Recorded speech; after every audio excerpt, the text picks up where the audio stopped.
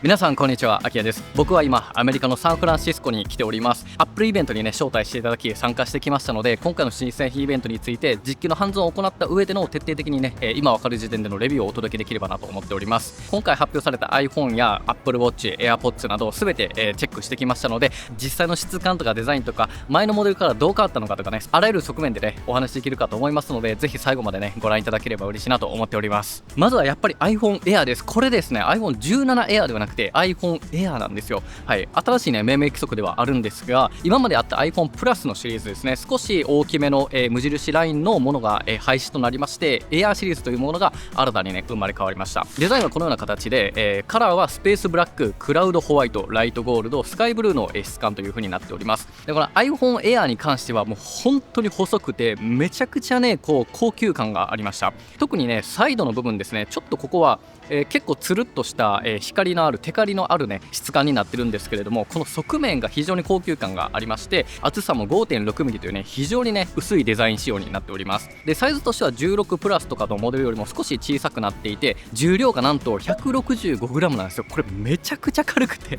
持った瞬間に何これみたいな、こんな iPhone なかなか持ったことないなみたいな、もう本当にね何年も前のね iPhone ぐらいのね感覚の重さなんですよね。でそれでいて、スクリーンがね 6.5インチありますので、しっかりとコンテンツをね消費したりとか操作をすることもできるし、スーパーレティーナ XDR ディスプレイにより、日中とかこういったところでの最大のね画面輝度が3000ニットになるので、これはね歴代の iPhone の中でも最も明るいね明るさになりますので、そういったところも全くねこう削られていることなく、もう最大のねスペックになっています。でそれでいて今回ですね iPhone Air と iPhone17 シリーズですね、17シリーズプロモーションディスプレイに対応しました。はい、画面がぬるぬる動くようになったんですよね。これによってですね、今まで 60Hz っていうねものから倍の 120Hz に移るようになったので、要は1秒間に表示する枚数っていうのが増えたんですね。なのですごいぬるぬると画面を見ることもできるし、ゲームをするときとかもねすごいリフレッシュレートが高いので、ぬるぬると相手の表示ができたりだとか、操作していてもねだいぶと、ここはね体感いただけると思うんですけど、そういったところも対応しました。でそれだけじゃなくて、このリフレッシュレートっていうのは MAX120 だけど最小 1Hz まで下げることができるんですよ。これによって常時表示ですね、こちら僕の iPhone ですが、こういった常時表示っていうのをねすることができます。これがねリフレッシュレートを 1Hz まで下げた状態でずっとつけておくことができるみたいな、なのでこうよりね消費電力を抑えて、より長持ちすることができるというような形になっています。で少しデザインに戻りたいんですが、今回のカラーバリエーションでブルーがあるんですけれども、このスカイブルーのカラーがかなり薄めでしたね。なのでこうパッと手に持って、もちろん環境光によって変わるとは思うんですけれども、そんなにこう青の主張が強くないので、どちらかというとホワイトに近い明るい、本当明るいライトブルーぐらいのような感じかなと思います。 MacBook Air の M4 とかのスカイブルーみたいな感じの色にすごく近いのではないかなと感じております。で個人的にはクラウドホワイトの透明感もめちゃくちゃ良かったし、スペースブラックの背面のマットさのようなところも非常に良かったなと感じています。でライトゴールドもねもちろんめちゃめちゃ綺麗で、なんかライトゴールドに関してはこの16 Pro Max とかのデザートチタニウムとかにすごくねちょっと似てるような雰囲気なんじゃないかなと感じております。で iPhone Air はカメラは1つなんですね。で、これが48メガピクセルのフュージョンカメラを搭載しています。これはですね4800万画素のね写真が撮れたりとか、光学の2倍ズームによって、52mm ですね、これで、2倍のねズームをして、12メガピクセルで撮ることができたりだとか、そういったことができる、しっかりとした、カメラをね搭載されています。で今回カメラバンプがね横に長くなってますよね。で17シリーズは縦なんですけれども、この横になったことでこのちょっとねデスクとかに置いた時にちょっとガタガタなるかっていうところで言うとちょっとはなります。はい、全くないわけではなかったので、やっぱりカメラが出っ張ってる仕様にはなっているので、若干ガタガタはするんだけれども、他のね16とか17とかの縦型よりはしないかなといったところになるので、この辺はねちょっと好みというか、人によって感じるところがあるかなと思います。で今回フロントカメラがねかなり変わりました。まず18メガピクセルになった、解像度が多くなったっていうのはもちろんなんですが、今回センサーが全く新しくなったんですよね。センサーのサイズが2倍になったと。でこのカメラのセンサーっていうのが大きければ大きいほど背景がボケたりだとか明るく撮影することができるんですね。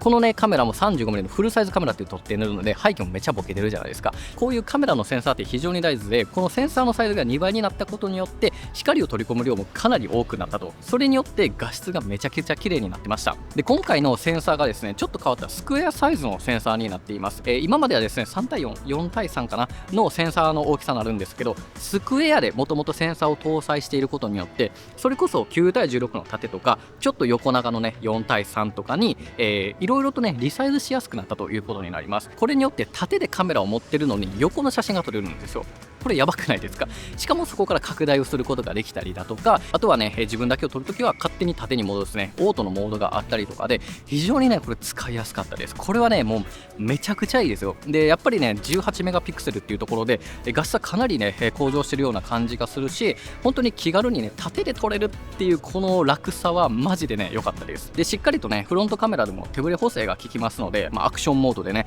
よりこう激しいね動画撮影とかにも対応しますし、センターフレームでねしっかりと中心を捉えて撮影することができるような形になっています。でさらにめっちゃ嬉しいのがデュアルキャプチャービデオに対応したんです。これどういうことかというと iPhone で向こう側背面で撮ってるこっちのカメラですよね。背面で撮っていてもこっちの手前で撮っていても両方で撮れるようになったんですよ。両方で同時記録ができるようになったんですよね。これめちゃくちゃ良くないですか？何かしらの向こう側を撮りながら自分たちのリアクションとかもね、撮ったりすることができるっていうので、非常にねここはねめちゃくちゃこれ最高ですよね。特にこうねコンテンツクリエイターの方とかなんかお子さん撮りながら自分たちを見たい時とか、そろそろ危ないかみたいな時にもすごくね使えたりするんじゃないかなと思います。でこのデュアルキャプチャービデオの場合解像度どのくらいなのかなっていうのもしっかり確認しておいたんですけど、これは MAX4K24 フレームと 30p まででした。これは 4K60 とか 4K120 は撮れません。なのでスローモーションのね 4K ビデオっていうのは撮れませんが、非常にね綺麗に撮ることができます。で背面の動画撮影は最大 4K60 フレームという形になっております。でこれらのねフロントカメラの解像度というのは全ての今回のね iPhone の新製品で、同じとなっております。なので、iPhone 17 Pro とか iPhone Air、iPhone 17シリーズでも全てね使うことができるようになっております。でそしてチップに関しては A19 Pro チップなのでプロモデルのチップが入ってるんですよ。だからこうもうプラスとか無印の後継機というよりかはやっぱ新しいラインナップかなと思います。Air というのはね。でさらに Apple N1 チップというねワイヤレスネットワークチップというものが入っているので Wi-Fi7 とか Bluetooth6 にも対応で、さらにもう1個チップがあって Apple C1X チップですね。これはモバイル通信モデルに当たるものなんですが、モデムというのは iPhone モバイルネットワークにつなぐためのチップなんですね。でそのモバイル通信の速度とか電力効率に影響してくるといった形になります。でこの C1 チップというのが iPhone16E ですね。この時に初めて採用されていたんですけど、その C1 よりも X となってより電力消費効率というのがね高まって C1X としてこの iPhone Air には入っているんです。なので電力効率、要はバッテリーのね持続時間がかなりね保たれるというような形になっています。 iPhone Air かなり薄いのでバッテリーもねかなりこう薄型のものになってしまうと思うんですけど、こうかなり高性能なチップが搭載されたことによってよりこう消費電力を効率よくねさしていくというようなところが特徴かなと感じています。でこの小型軽量にするにあたってこういいところもあればちょっとね、削られていくポイントっていうのはどうしても出てきます。それが SIM ですね。おそらくね iPhone ってこんな形の SIM カードが入るようなね SIM スロットっていうのがあると思うんですけど、これがねなくなりました。それによって今までの物理 SIM 入れていたものがもう eSIM、 要は全く物理ではないもうネットワークでやっちゃうみたいな感じのものになったんですね。でしかも今回の iPhone シリーズ全てが eSIM モデルのみとなりました。これ全機種です。でちょっとねこれ大丈夫ってそんなんわからないよっていう方も多いかもしれないんですけど、全然安心してください。そんなに難しいことではありません。そもそも eSIM とは何かっていうところをねしっかりとお話しできればと思うんですが、まず SIM カードというのはモバイル通信とか、電話番号とかにねそういった関する情報が記載されているようなカードになっています。携帯会社とかで買えたりするときとかって SIM カード抜き差ししてたの分かりますかね。で海外行くときは海外のね対応の SIM カードに入れさせたりとか、そういったことをしてたと思うんですけど、ここ最近はねスマホに内蔵されたと言ったらいいのかな、そういった SIM、eSIM っていうのが普及しています。でほとんどの主要キャリア、アハモとか楽天モバイルとか UQ モバイルとか日本通信とかもいろいろあると思うんですけれども、ほとんどのキャリアでこの eSIM っていうのは機種変更が可能です。なのでそんな焦らなくてもいいですし、こう物理 SIM から eSIM にねそのままこう入れ替えるみたいな、機種変の時にそのまま変えるみたいな、そういったこともできたりしますので、そんなにねここはね不安がらなくてもいいのかなとは個人的にはね感じております。一応やり方を紹介していくと、キャリアのマイページとかアプリから eSIM への切り替えというものがあると思うので、そこを申請します。その後 QR コードとかアクティベーションコードを受け取って新しい端末で読み込むと、これで物理 SIM から eSIM へのね移行が可能になると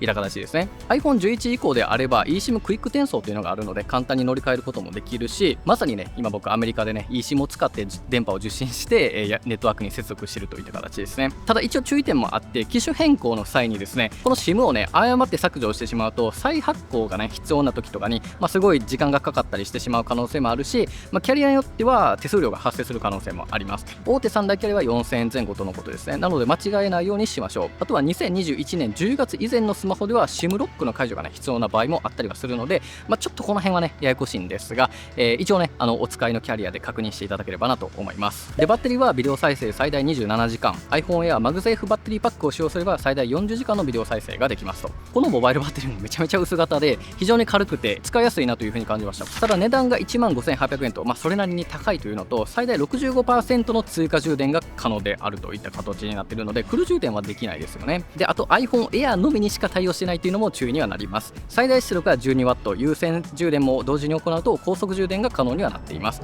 バッテリー消費に関してはちょっと実際に使わないと何とも言えないので、ここはね後ほどアップするレビュー動画をね参考にしてもらえたらと思います。その他もろもろ注意点があります。 iPhone Air は USB2.0 になるので、データの転送速度とかがそこまで速くはありません。でディスプレイポートも非対応でしたね。これはですね iPhone の画面を何かしらに投影することができないんですよ。だからこれ 16E シリーズと一緒なんですけど、iPhone の画面をね、プレゼントとかで出したいということはできません。これはねちょっと注意ですね。であとスピーカーです。スピーカー一応2個あるんですが、モノラルのスピーカーになっています。だから、実際に聞いてみたんですけれども、やっぱり低音も少なめだなと、プロと比較をしたんですけどね、 iPhone16 Pro と比較したら、ちょっと低音は少ないなと思うのと、ちょっとやっぱ立体感っていうのは若干やっぱね、そこまで感じないかなといったところにはなります。一方専用ケースのね仕上がりが非常に良くてですね、これめちゃくちゃ面白いのが、サイドの部分だけ膨らんでるんですけれども、スリムをねちゃんと活かしてボディの背面に関してはしっかりへこんでるというか、薄さをねしっかりとそのまま感じることができるような、ケースになっていました。ストラップもあるんですけれども、これらはそれぞれセパレート、1個ずつ単品で購入する必要があるはずなので、ちょっとこの辺はね注意が必要なものの、このねストラップは非常に、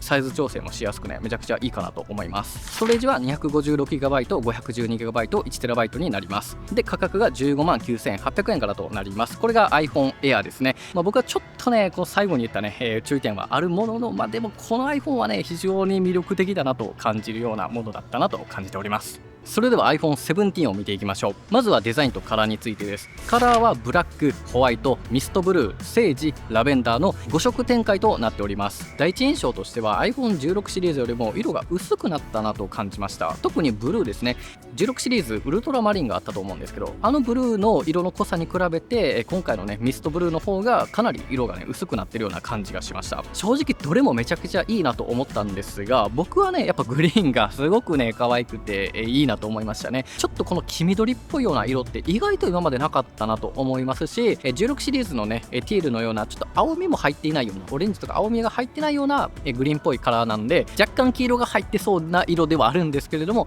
非常にねこの色は好きですね。でラベンダーもめちゃめちゃ可愛くて、これはすごく薄めだったので、これはね結構女性の方がね気に入るカラーじゃないかなと思います。でホワイトもめちゃくちゃ綺麗だし、ブラックはですね毎度そのちょっとマットさはありましたね。16シリーズがねちょっと派手気味だったものに対して17はねかなり薄く全体的に落ち着いたちょっと控えめのねカラーバリエーションになったんじゃないかなと感じました。でサイズと重量に関しては16よりも若干ねサイズアップしています。重さも170から 177g になりました。これによってディスプレイサイズもね若干大きくなって 6.1 インチから 6.3 インチになっていて、ベゼルが細くなったんですよね。でこのディスプレイも XDR ディスプレイ、いわゆる最大でこういった晴天時に3000ニットとかまでね上げることができるようになっています。でこちらもリフレッシュレート最大 120Hz に対応、プロモーションディスプレイですね。で常時表示ディスプレイや反射防止のコーティングも採用している非常にねもう十分なディスプレイになっております。で iPhone17 もセラミックシールドによって強度がかなり増してるんですよ。なので傷にね強くなってて、もうワンチャン裸でも全然いけるんじゃないかなと思うので、ここはね非常に僕は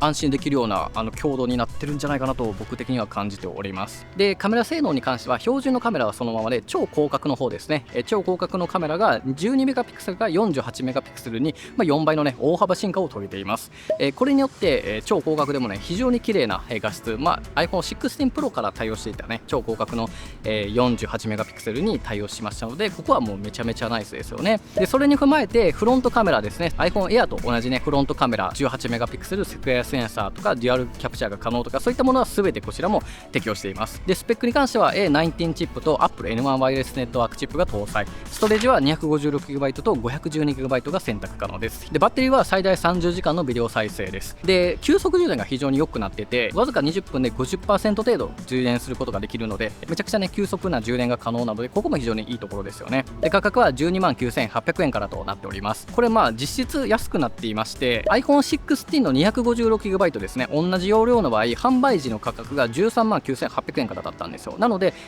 アップグレードしていて、ストレージも同じで、それで安くなっているので、実質ちょっとこれはね値下げとも言えるかもしれませんね。はい、という形でこれがね iPhone Air と17シリーズの速報レビューといった形になります。次の動画でですね、プロシリーズ iPhone 17 Pro のレビューをねしっかりお届けしたいと思いますので、そちらもねぜひ見てもらえたらなというふうに思っております。で今回発表された全てのね iPhone のレビュー動画もねしっかりと日本帰国後にめちゃくちゃ頑張って作ろうと思いますので、ぜひねそちらもチェックしていただければなというふうに思っております。ということで皆さん最後までご視聴いただきありがとうございました。ではまた次回の動画でお会いしましょう。アメリカ・サンフランシスコからお届けしました。ありがとうございました。